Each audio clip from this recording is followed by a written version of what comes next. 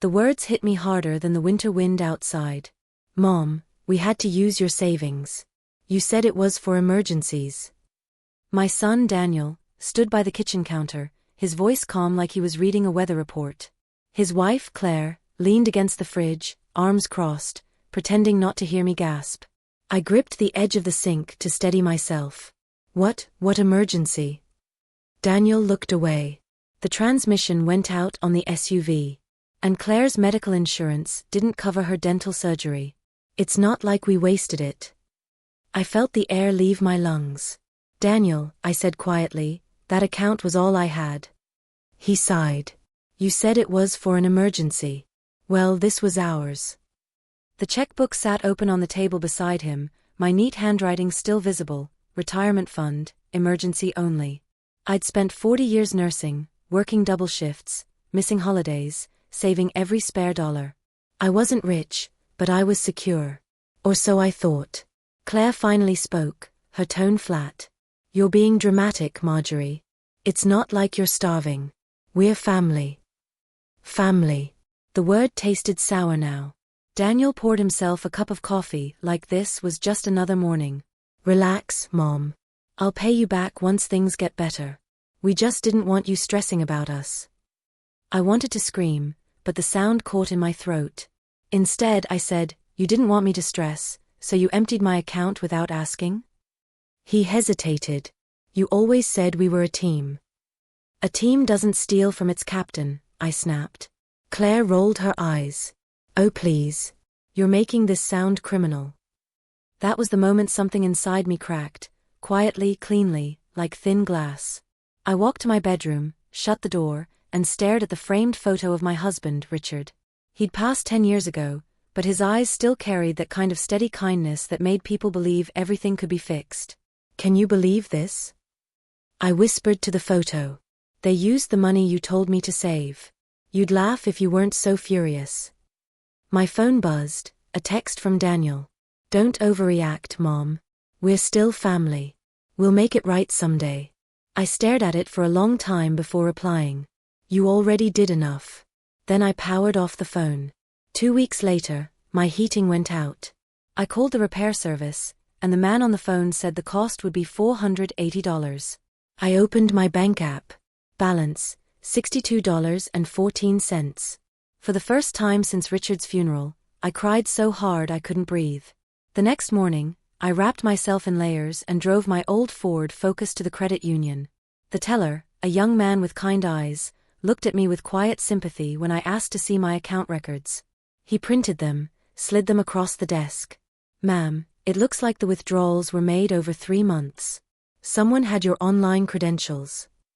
I flipped through the pages, large transfers labeled family assistance, each signed electronically. The names Daniel Reynolds and Claire Reynolds appeared in the remarks column. My fingers shook. Is there anything you can do? He hesitated. If you didn't give permission, you can file a fraud claim. But it'll require legal review. Would that hurt them? I asked. He looked me straight in the eyes. If they used your money without consent, they already hurt you. That night, the house felt colder than ever. I sat by the kitchen table, wearing 3 sweaters, staring at the folder of paperwork the teller had printed for me. When my husband was alive, he handled all the finances. He used to say, money doesn't change people, Marge, it reveals them. And right now, my son had revealed himself completely. Still, something in me refused to believe it was pure greed. I told myself maybe he panicked, maybe Claire pushed him. But the truth, the one that settled in my gut like ice, was that they didn't see me as family anymore. They saw me as a resource. 3 days later, Claire called. Hey Marjorie, she said, her voice sweet and fake. We're hosting a little dinner next week. You should come by. We want to talk about the future. I almost laughed. You mean the future you paid for with my retirement? Don't be like that, she said lightly. It'll be good to sit down. Daniel feels awful. I wanted to hang up, but something told me to go. To see what kind of future they were building on my back. Fine, I said. I'll come. Their new house was bigger than the one they'd had before, 2 stories, modern stone siding, fresh paint. When I pulled into the driveway, a brand new SUV gleamed under the porch light. The same model they said had a broken transmission. I walked up the steps, heart pounding. Claire opened the door, smiling. "Marjorie, so glad you made it." Inside, the dining table sparkled with wine glasses and silver cutlery. The smell of roasted chicken filled the air.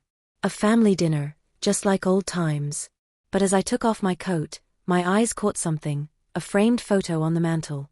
It was Daniel, Claire, and my grandson Tyler, standing beside a sign that read the Reynolds Family Construction Company, opening soon. My chest tightened. "What is this?" Daniel came out of the kitchen, holding a bottle of champagne. "Oh, I was gonna tell you tonight. We're starting our own business." "With my money?" I said quietly. His smile faltered. "Well, sort of. But it's an investment, Mom. You'll get dividends." "Dividends?" I whispered. "You stole my savings to play entrepreneur?" He frowned. "You make it sound like a crime. It's a family business.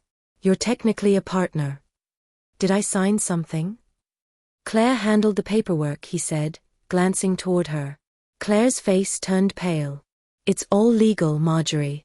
You gave consent electronically." My voice shook. "You forged my signature?" She didn't answer. The air went still. Even the ticking clock on the wall seemed to stop. Then I said something that surprised even me. "Good," I whispered. "Then let's make it official." Daniel blinked. "What?" "I'll come by tomorrow," I said. "I want to see the office.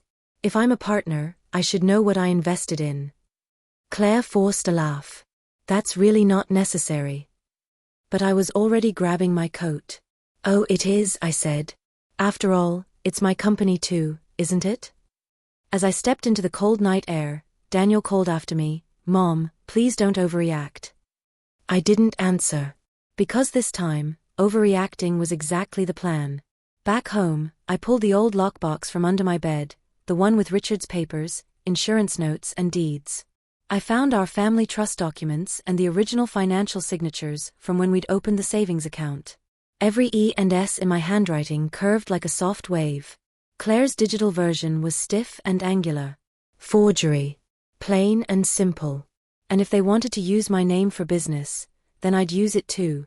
By midnight, I'd called an old friend from the hospital, Linda Martinez, a retired nurse who now worked part-time as a notary public. She owed me a favor.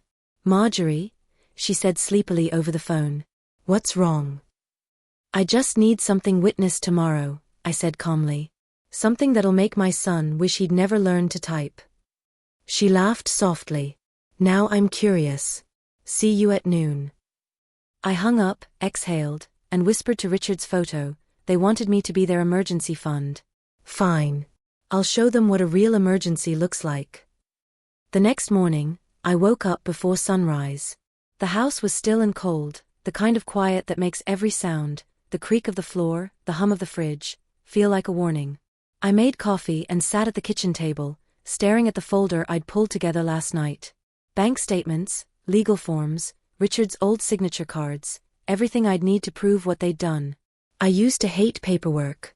Now it felt like a weapon. By 8 o'clock, I had on my best gray coat and wool scarf. I didn't bother calling ahead.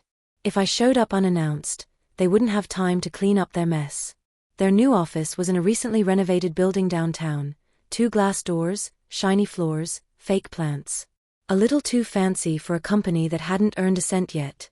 When I walked in, a young receptionist with glossy hair smiled politely. "Good morning. Welcome to Reynolds Construction. Do you have an appointment?" I looked around the lobby. The sign behind her desk said, "Building Futures, one family at a time." The irony almost made me laugh. "I'm the senior partner," I said evenly. "I don't need an appointment." Her smile faltered. "I'm sorry." Before I could answer, Claire appeared in the hallway, her heels clicking like gunfire. Her face froze when she saw me. "Marjorie, what are you doing here?" "Visiting my investment," I said, walking past her toward the main office. "Now's not a good time," she said quickly. "Daniel's meeting with a client." Then it's the perfect time, I replied. The office was smaller than I expected. One large desk, a fake ficus in the corner, and a wall of glossy promotional photos, smiling families standing in front of houses labeled Reynolds Designed. Daniel sat behind the desk, pretending to type something on his laptop. He looked up when I entered, his smile fading instantly. "Mom, this isn't necessary."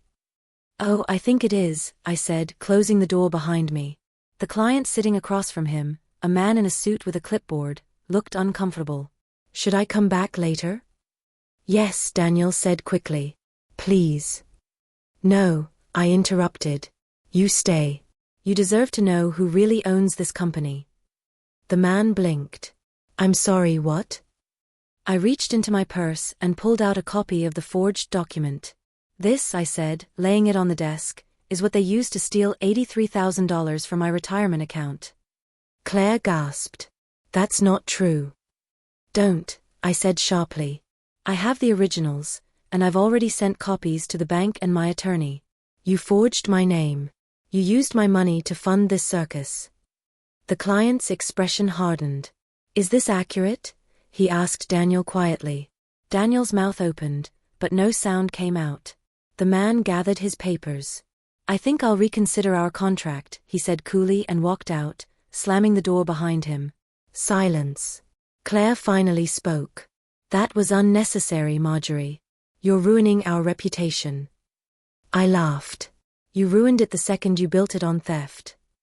Daniel stood, rubbing his temples. "Mom, please. You're making this worse than it is." "Worse than it is?" I snapped. "You drained every cent I had. You lied. You forged my name. You made me think I was crazy for even asking." His voice rose. "We did it for us. For family. You'd rather hoard money in a savings account than help us build something." I stepped closer. "You don't build family by breaking trust. You build a grave for it." Claire turned away, crossing her arms. "If you want the money back, fine. We'll pay you when we can. But don't you dare destroy our business over a misunderstanding." "Misunderstanding?" I said softly. "Claire, you don't even understand what's coming." I left before they could say another word. By noon, I was sitting in Linda's kitchen, my old friend, now a notary public. The smell of her famous cinnamon rolls filled the air. She poured me coffee, studying the papers I brought. "You weren't exaggerating," she said. "This is textbook fraud." "Can we prove it?" "Oh, easily," she said, flipping through the copies. "The signatures don't match. And you have every original record. That's your safety net." I nodded slowly. "Then it's time to pull it." Linda grinned. "What are you planning?" "Something public," I said. "Something they can't hide behind a smile." That evening, I drafted a letter addressed to the State Licensing Board of Contractors. It was simple, factual, and devastating. "To whom it may concern. I am the legal co-owner of Reynolds Construction, whose registration was obtained through forged documents and stolen funds belonging to me, Marjorie Lewis. I request immediate suspension pending investigation." I attached copies of the notarized forms and sent it by registered mail. Then, for good measure, I forwarded the same packet to the local newspaper's Community Watch section. If my son wanted to build his empire on lies, then he'd better build it fast, because the truth was already on its way. 2 days later, the storm hit.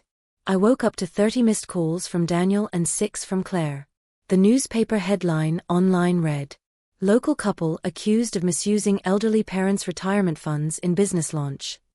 Their smiling photo, one I'd taken last Christmas, sat right under the headline.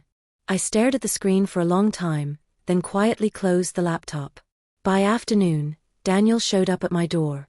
His hair was a mess, his eyes bloodshot. "Mom, you need to fix this," he said, voice shaking. "Fix what?" I asked. "The truth." "They're talking about pressing charges," he shouted. "I could lose everything." "You mean my money," I corrected. He clenched his jaw. "You've embarrassed me. Do you know what this looks like?" "Yes," I said. "It looks like justice." He pointed at me, voice trembling. "You think you've won something? You've just made enemies out of your own family." I stepped closer, lowering my voice. Family doesn't steal, Daniel. Thieves do. And if that's what you've become, then you're right, we're not family anymore. He looked at me for a long moment, tears threatening but never falling. Then he turned and slammed the door so hard the windows rattled. That night, I couldn't sleep. The house felt too quiet again. I sat by the fireplace, clutching the old photo album of Daniel as a boy, holding his first fishing rod, grinning with 2 missing teeth.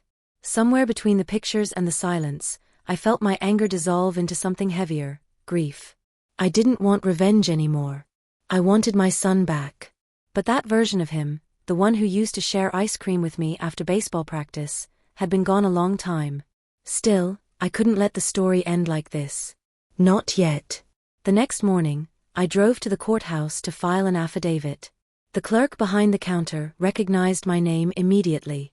"Oh, Mrs. Lewis," she said. "You're the lady from the paper." I smiled faintly. "So I've heard." "I'm sorry about all this," she said gently. "You're doing the right thing. Most people wouldn't have the courage." "Courage has nothing to do with it," I said. "It's just math. You take something that's mine, I take it back." She nodded and stamped the paperwork. "We'll process the complaint this week." By the weekend, the construction office had been sealed by inspectors. Their business license was under review. Claire called once more, her voice breaking. "You've destroyed us, Marjorie. We were trying to build something for Tyler." I sighed. "If you wanted to build something for my grandson, you should have started with honesty." She started to sob. "You don't understand how hard it's been. The bills, the loans." I interrupted quietly. "I understand struggle. I lived it my whole life. The difference is, I didn't use someone else's wallet to escape it." Then I hung up. 2 weeks passed. The story spread through town, some sympathetic, others scandalized. But I didn't care about gossip anymore. I'd already begun planning what came next. That's when I got a letter from the state attorney's office.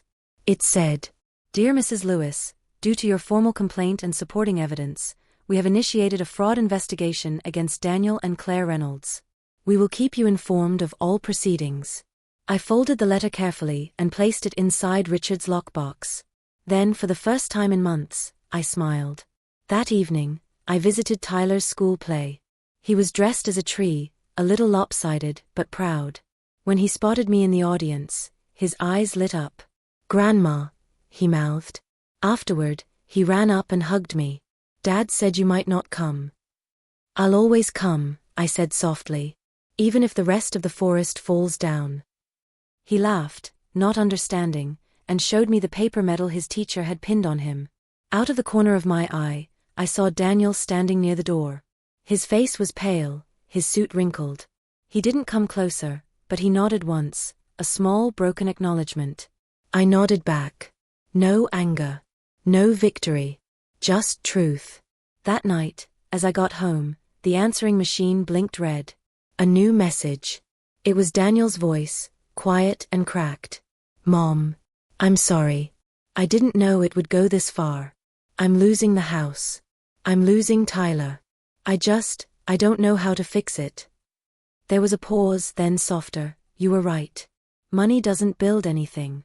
But maybe honesty still can." The message ended. I stood there for a long time, staring at the machine, feeling something inside me shift again. Not forgiveness, not yet, but something close to it. The next morning, I sat on the porch with coffee, wrapped in my old blanket. The sunrise stretched over the fields, slow and gold. For years, I'd saved money to protect my future.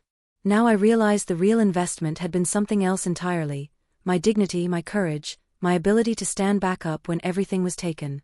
They told me my savings were for emergencies. And maybe this was one. But I wasn't the victim anymore. I was the alarm. I was halfway through folding laundry when the knock came. 3 sharp raps, steady, official, and deliberate. Not the uncertain tap of a neighbor or the nervous knock of my son. When I opened the door, a woman stood on the porch, maybe in her 40s, wearing a gray blazer and carrying a black folder. Her eyes were kind but serious. "Mrs. Lewis?" she asked. "Yes." She held out an ID. I'm Detective Marla Hayes with the Financial Crimes Unit. Do you have a moment to talk? I stepped aside, motioning her in. I've got all the time in the world, Detective. Come in. We sat at the kitchen table, the same spot where Daniel had once told me my savings were for emergencies. The detective opened her folder. You filed the fraud complaint, correct? I nodded. She flipped through a stack of printed documents, my statements, the forged digital forms, and even the photo of Daniel and Claire smiling beside their new business sign. You did everything right, she said. You provided clear evidence. The case is strong. I exhaled, feeling a flicker of relief. Good. Then they'll finally face the consequences. She hesitated. That's what I wanted to talk to you about. We've been digging deeper. And well, she looked at me with a strange mix of pity and admiration. It's more complicated than we thought. My heart tightened. What do you mean? She slid a new sheet across the table, a bank authorization form I didn't recognize. At the bottom, under my forged signature, was a notary seal. This, she said, is from the paperwork your son submitted when opening the business account. The notary who stamped it isn't Claire or Daniel. I frowned. Then who is it? The detective turned the next page around. And when I saw the name, my breath caught in my throat. Linda Martinez. I blinked hard, as if the letters would rearrange themselves. That's impossible. Linda's my friend. She helped me notarize the complaint. Detective Hayes leaned forward. I know. That's what makes it strange. We traced two separate notarizations, one legitimate, one fake. Someone used her name and seal without permission. I felt dizzy. So, someone forged Linda's identity too? Yes, she said. And the IP address linked to that online notarization? It's not from your son's home. It's from someone else entirely. I swallowed. Who? The detective's eyes softened. Your late husband's attorney, Mark Renshaw. For a moment, the world tilted. Mark Renshaw. The man who'd handled Richard's will. The one who'd sent flowers after his funeral, who'd stopped by every Christmas with a polite card. My voice came out small. There must be a mistake. Detective Hayes shook her head. We've confirmed it. Renshaw was still managing your estate account.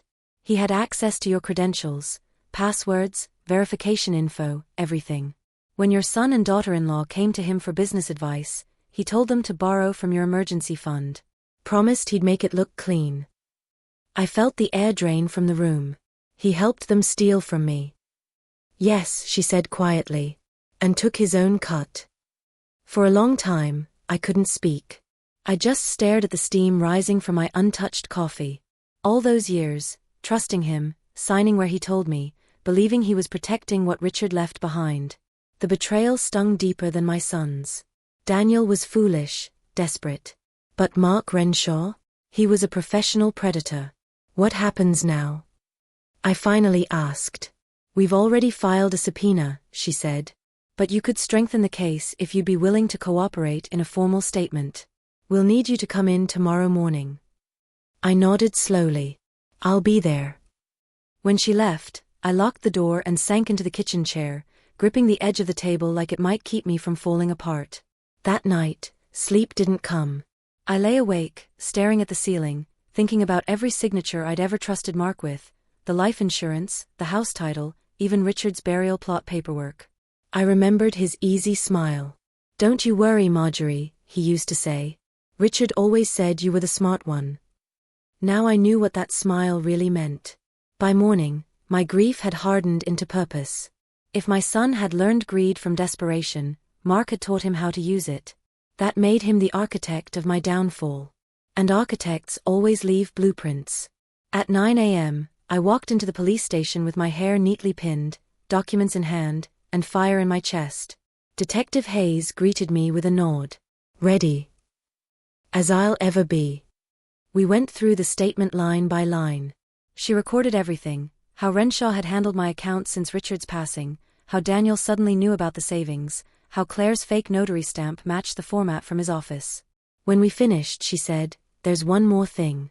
You still own a joint investment policy with your husband's estate. It's currently being liquidated. I frowned. Liquidated? By who? She met my eyes. Renshaw again. He filed the paperwork last week, claiming you approved it. I felt my pulse spike. He's still taking from me? Not for long, she said. We've frozen his accounts. But he doesn't know that yet. A slow, steady thought formed in my mind. Then maybe it's time he found out. That afternoon, I drove to Mark Renshaw's office. The building was quiet, professional, beige walls, framed certificates, expensive coffee machine humming in the corner. His assistant, a young man with nervous eyes, looked up from his desk. Do you have an appointment, Mrs. Lewis? I said. Tell Mr. Renshaw his favorite client's here. He disappeared into the back office. A moment later, Mark stepped out, all smiles and polished charm. Marjorie. What a surprise. Please come in. His voice hadn't changed, warm, slick, rehearsed. I followed him inside and closed the door softly behind me.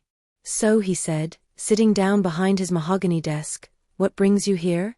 I assume this is about your son. Quite the unfortunate situation. Yes, I said, lowering myself into the chair across from him. Unfortunate indeed. Especially now that I know you were involved. His expression didn't flicker. I'm sorry. You heard me, I said quietly. The forged notary, the fake consent forms, the withdrawals, all linked to your office. He leaned back, smiling faintly. You've been misinformed.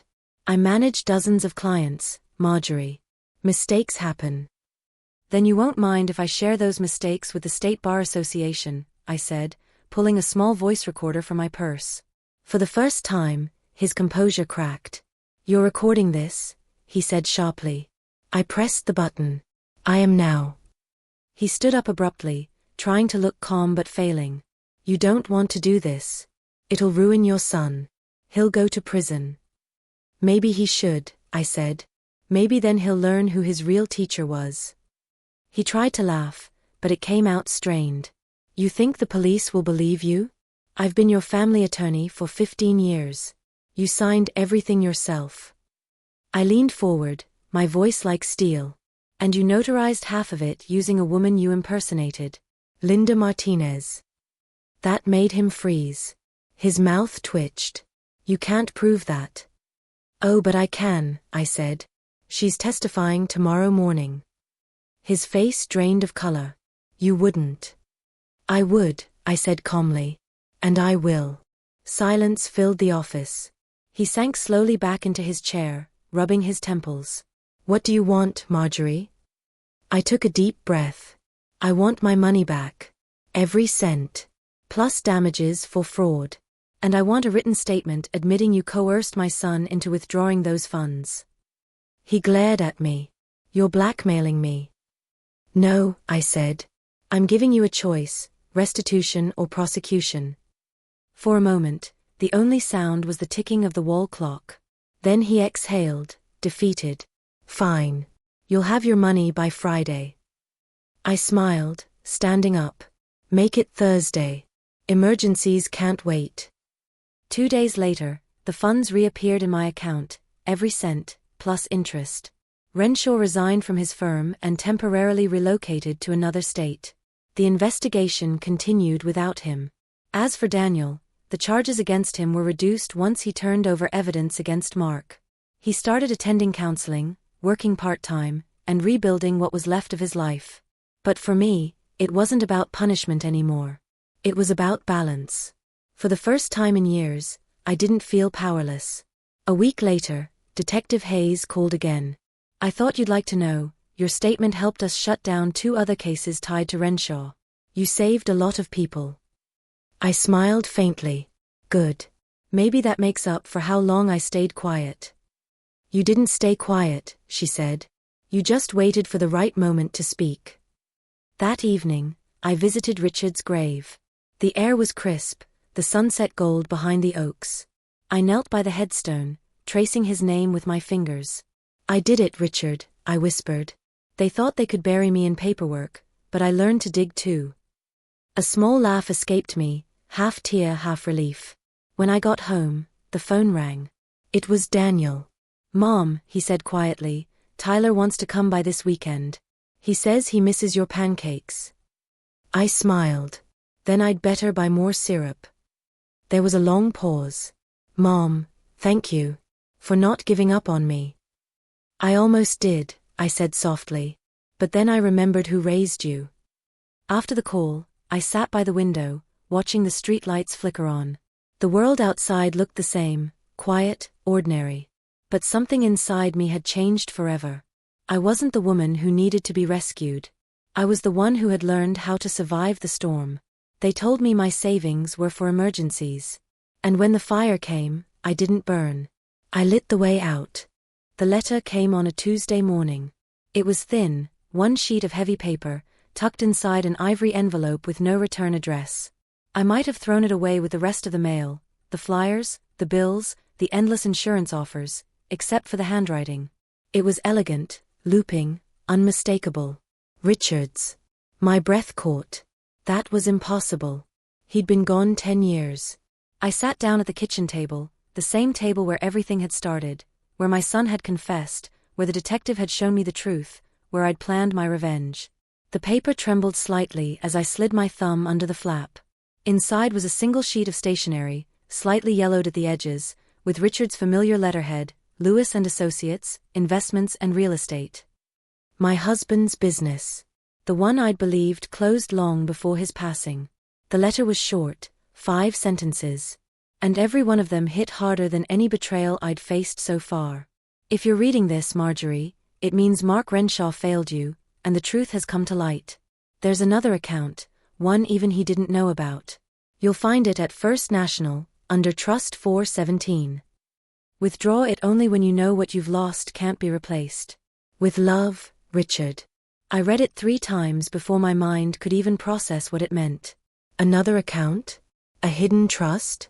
My husband, who'd been meticulous about everything, who told me every insurance detail before he died, had left money I never knew existed. But the last line haunted me most.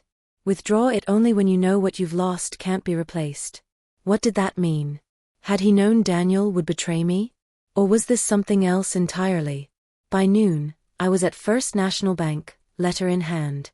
The young teller looked confused at first, then excused herself to fetch the branch manager, a woman about my age, with warm eyes and a steady voice. "You're Marjorie Lewis?" she asked, scanning the paper. "Yes. My husband was Richard Lewis." She smiled faintly. "I knew him. Kind man. He used to come in here with little chocolate bars for the staff." That sounded like him. Always charming, always thoughtful. She studied the document again, then nodded. "Trust 417, I'll check the archives." 10 minutes later, she returned with a thick, dust-coated folder. "This account hasn't been touched since 2009, she said, sliding it across the desk. "There's a clause requiring in-person verification by the beneficiary."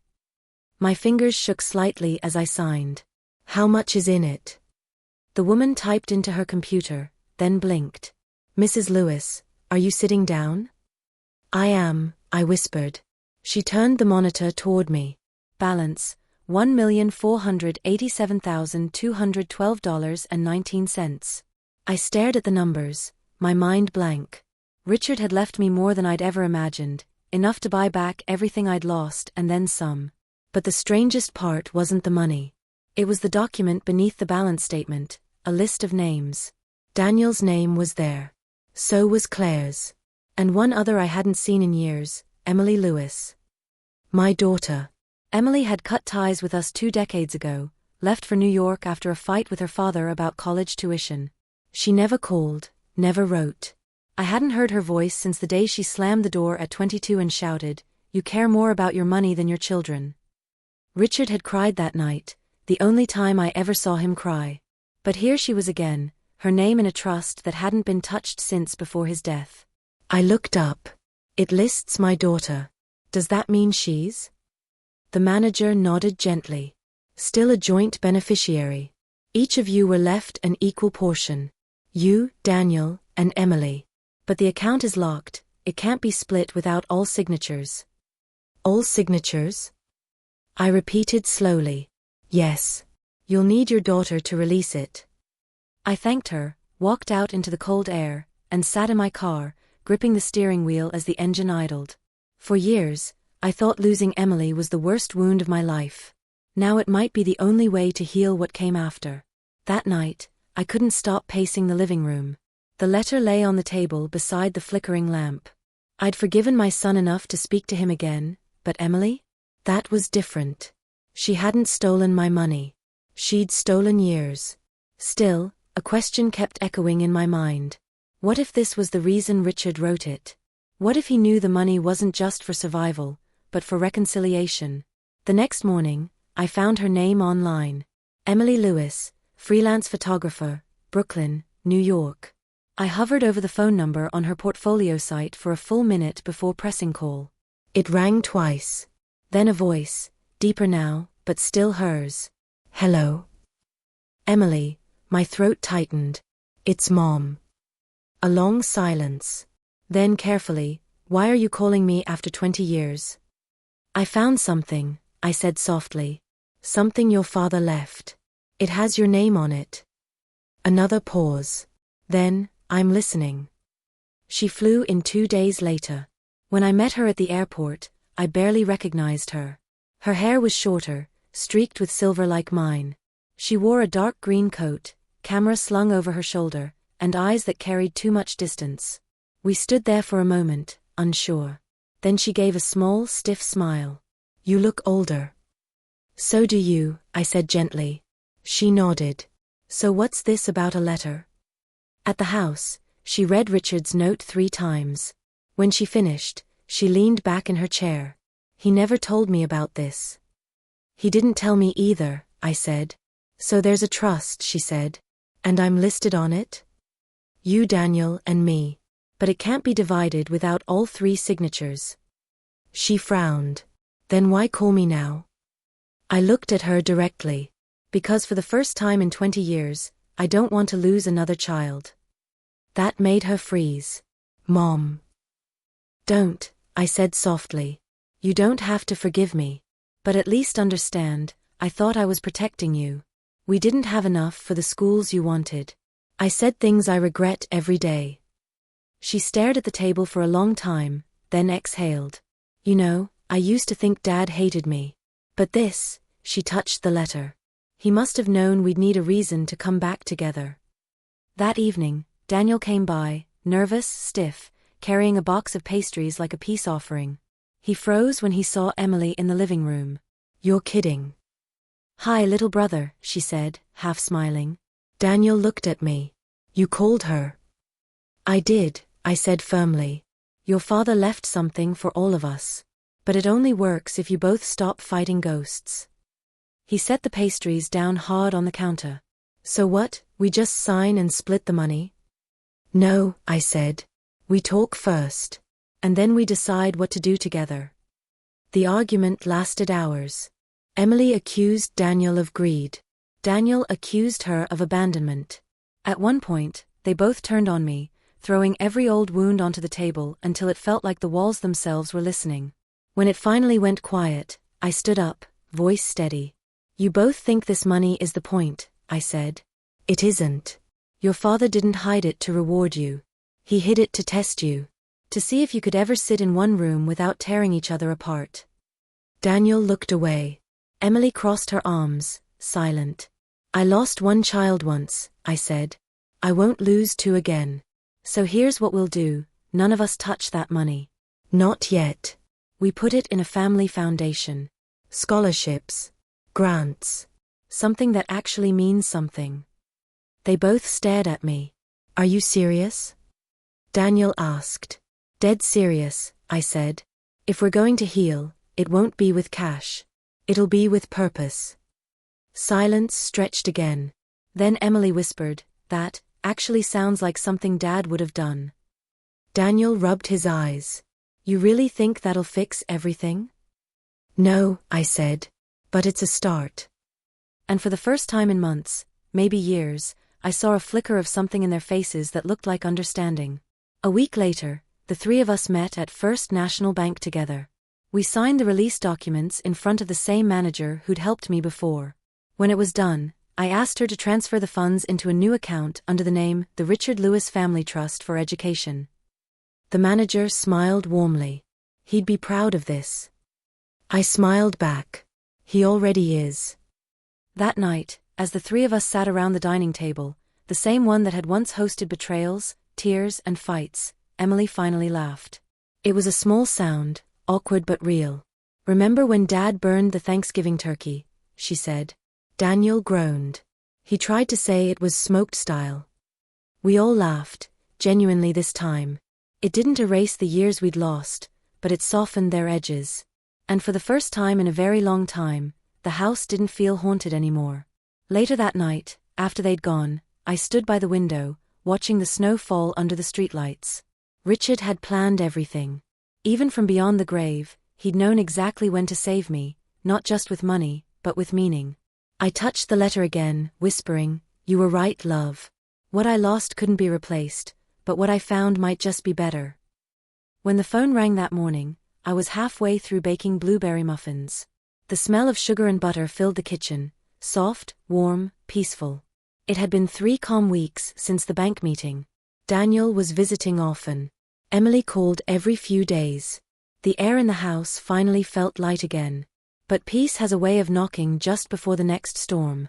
I wiped my hands on a towel and answered. "Mrs. Lewis?" The voice was familiar, steady, professional. "Detective Hayes." "Yes, Detective. Is everything all right?" She hesitated. "I wish I could say yes. I just got the forensic report from the letter you brought in. The one from your husband." My heart skipped. "What about it?" "There's something you should know," she said carefully. "The ink and stationery are authentic, both over a decade old. But the signature isn't." I gripped the counter. "Not Richard's." "No," she said softly. "It's a near-perfect copy, but the pressure and flow don't match. And there's a second set of initials under the fold, faded, but visible." "What initials?" "DR," she said. "We believe your son added them." For a long time, I couldn't move. The room seemed to shrink around me. "Detective," I said quietly, "are you saying Daniel forged that letter?" "We can't say for certain yet. But whoever did, they used original paper from your husband's files. Someone who had access to his old records." My mind flashed back to the week I'd found the letter. Daniel had stopped by to check the house, helping clean the attic while I was out running errands. He'd been upstairs for hours. He'd found the box of Richard's old paperwork. He'd seen his chance. And when he realized I wasn't touching the rest of the inheritance, he'd given me something he knew would make me look somewhere else, not at him. A fake letter. A fake piece. I thanked the detective, hung up, and sank into the kitchen chair, the muffins forgotten. The paper was still on the mantel, tucked neatly inside a frame Emily had bought, her way of keeping Richard's final words close. I walked over, lifted the glass, and stared at it under the morning light. For the first time, I noticed what I hadn't before. A faint indentation at the bottom of the page, like someone had pressed too hard with a pen. 2 small letters, DR. By the time Daniel arrived that evening, the muffins were cold, and my resolve was burning.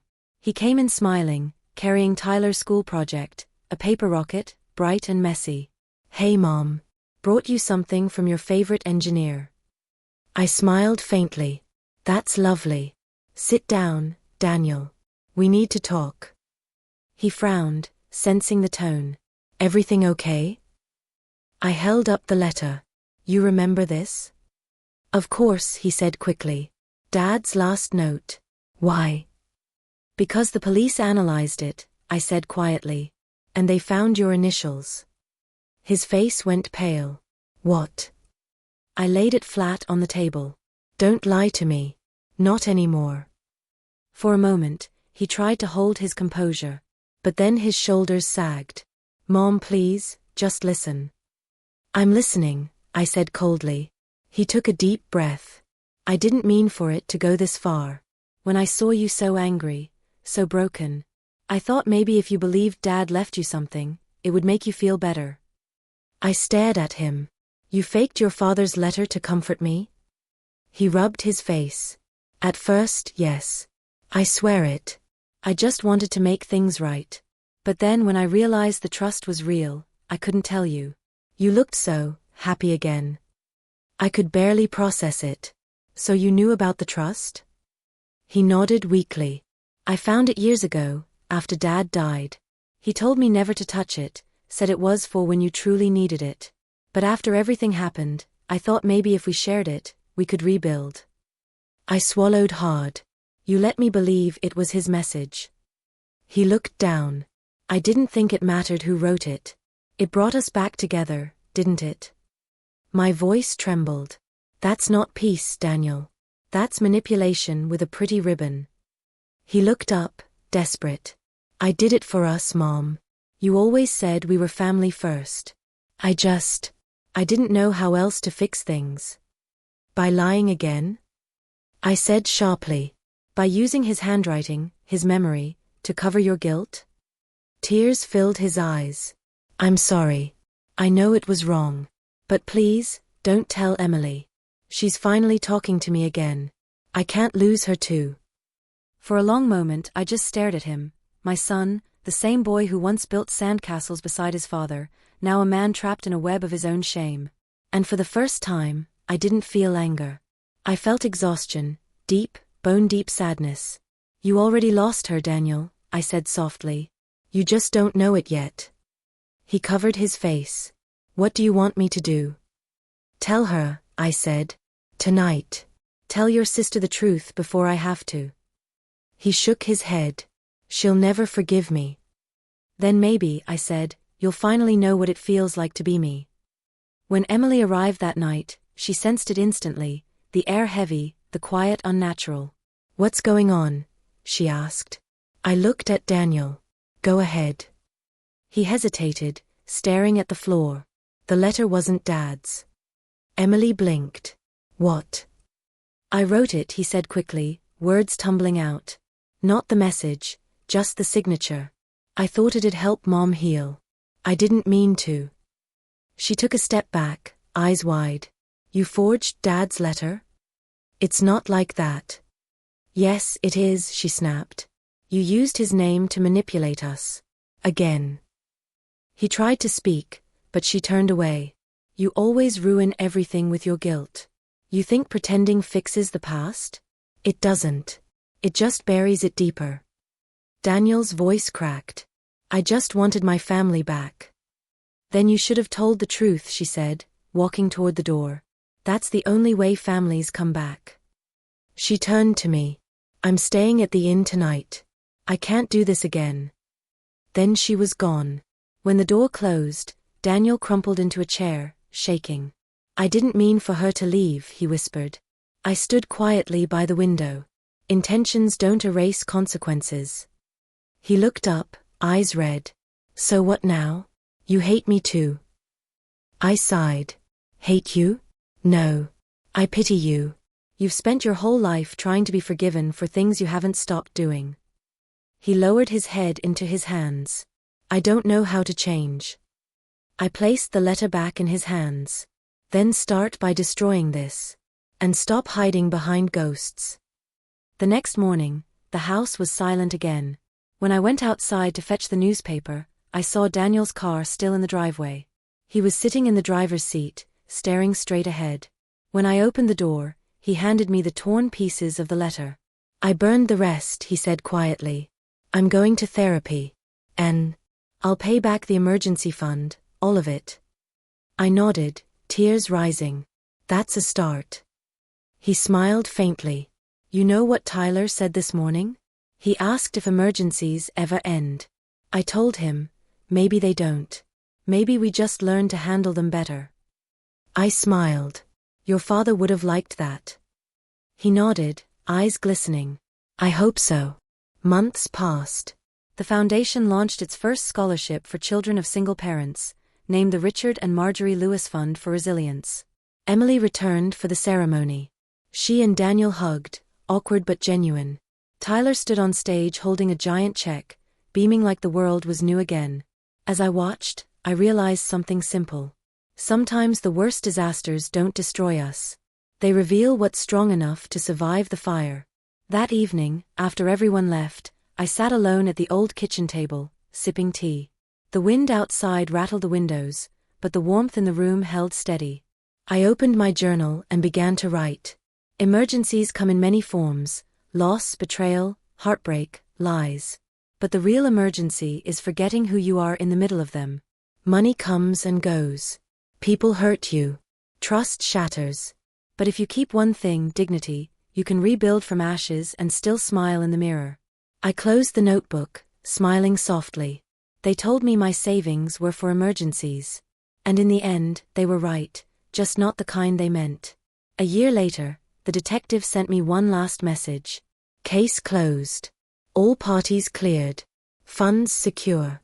You did well, Mrs. Lewis. I wrote back. I didn't just survive the emergency, detective. I learned how to start the fire when I needed light. Then I walked outside, watched the sunrise, and whispered into the wind. Richard, we're okay now. The sky glowed pink and gold, soft as forgiveness. If someone took everything from you, your trust, your peace, your savings, would you fight to get it back? Or learn to build something even stronger? Tell me in the comments. Speech balloon.